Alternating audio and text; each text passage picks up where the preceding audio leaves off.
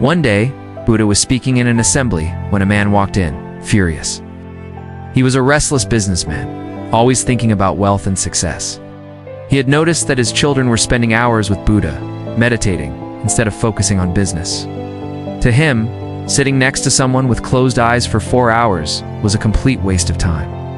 Filled with anger, he walked confidently toward Buddha, determined to teach him a lesson. But the moment he approached, all his words disappeared.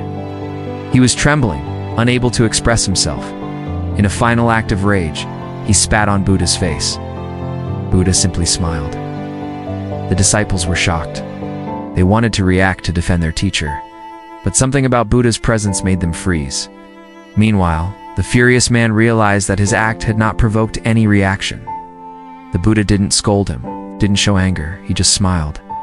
Confused and unsettled, the man returned home. That night, he could not sleep. The image of the smiling Buddha haunted him.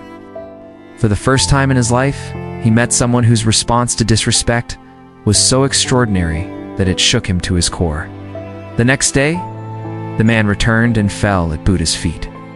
"Please forgive me," he said. "I did not know what I was doing." Buddha looked at him, calm and gentle, and said, "I cannot excuse you." The disciples gasped. All their lives, Buddha had been compassionate. He had accepted everyone. Why would he not forgive this man? Buddha continued.